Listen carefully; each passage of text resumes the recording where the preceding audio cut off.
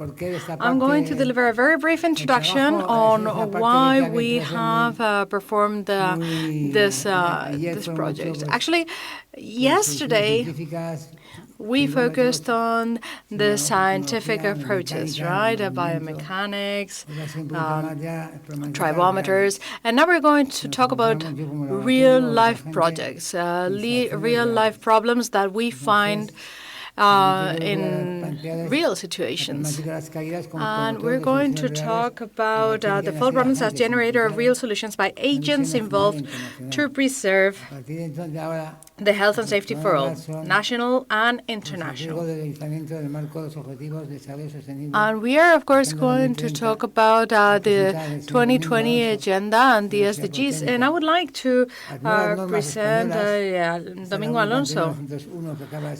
And the new standards, by the way, that have been published recently. And in these new standards, we are going to be able to use in labs a series of methods of resources that are very comprehensive.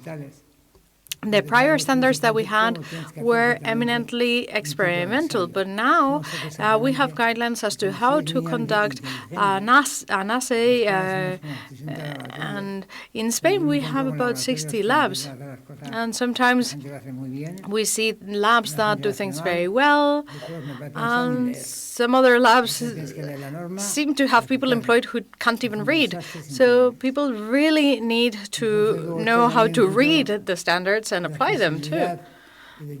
So it's very important that we all get acquainted with, of course, the trials and essays that we conduct, and how we link with inspection entities. I don't know if one of our Galex Strouting is here. Carlos Strouting is a pioneer because they got the first ATA accreditation, and they have designed buildings following these guidelines. And of course, now this is an opportunity that we'll need to seize. Most labs in Spain are trying to enter the same field. We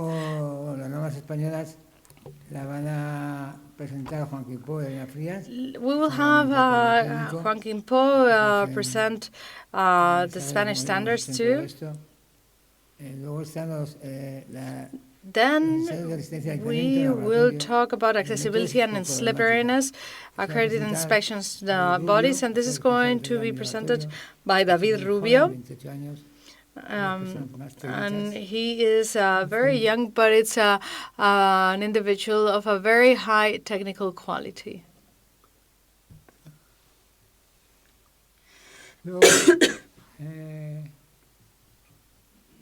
Vamos a ver también por qué se requiere un seguimiento anual.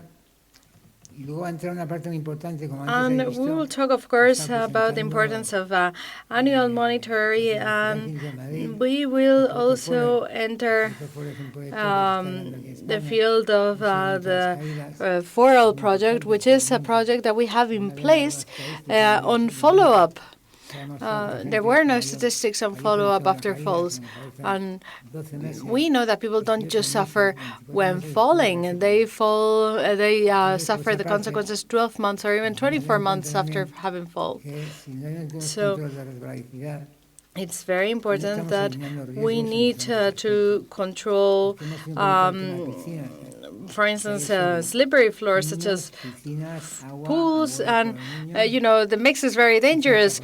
Children, water, grandparents and children possibly splattering, and well, that's a very dangerous combination. So we are, of course, going to have a presentation on these aspects, and We are going to have the head of service of Navarra for the technical team, and they're going to show to us a project that has been implemented or has been developed in Navarra for the last 8 years. And by the way, they're very restrictive. If the pavement is not non-compliant, they will shut down the facilities. And there are many solutions. If your floors are not adequate, you can use slip-resistant products, and if you don't want to replace the pavements, of course. So there are solutions that can be used, and it's very important that we foster that this type of treatments and solutions can be considered as alternatives so that we can, of course, have pavements in adequate shape. Sometimes users can, of course, make complaints that they fail because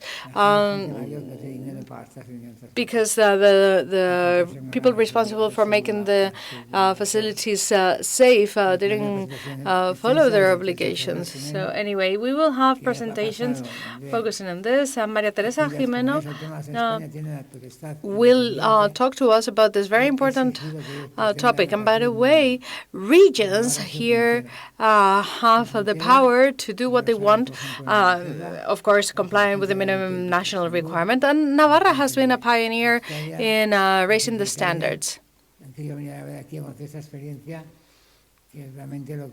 And they're going to share their experience with us. They have really been groundbreaking.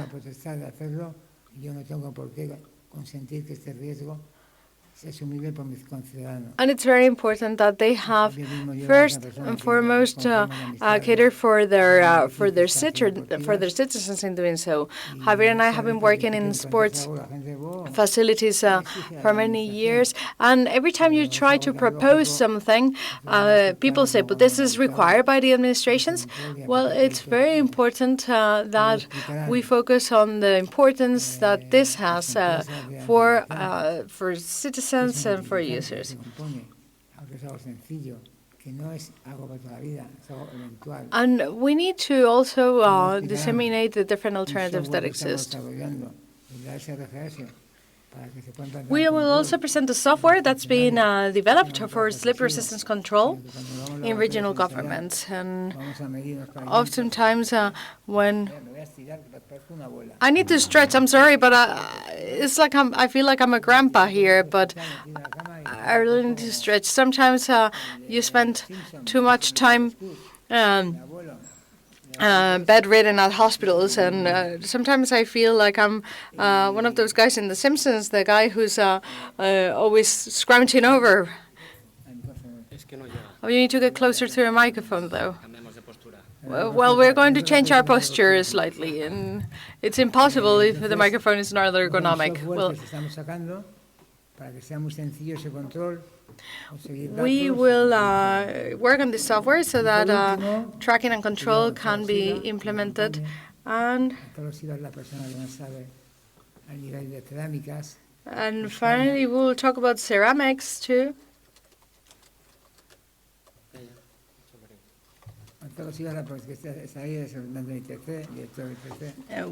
We'll have the director of now TIC talk to us about ceramics, and they're going to be here with us to explain why Spanish ceramics are amongst the best in the world, and it's actually one of the best, and later on we'll explain why. Thanks to the technical codes and the fact that there was a requirement established in them.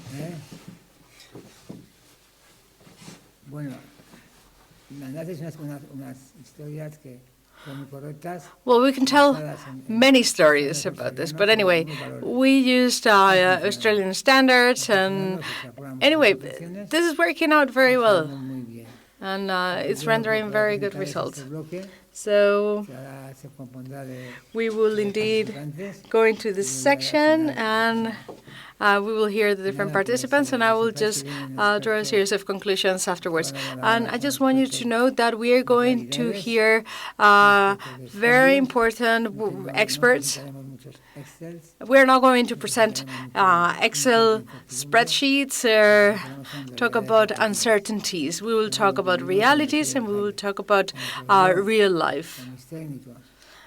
Myself, technicians, and users are those who really set foot on facilities and try to discover whether things are being complied with or not. And people really fear when we cross the doors because they just want to go for the cheapest option, which is not always compliant. Anyway, I think it's time for me to shut up and to give the floor to one of our first speakers, who's going to be Mr. Domingo. I was going to crack a joke, but perhaps I shouldn't.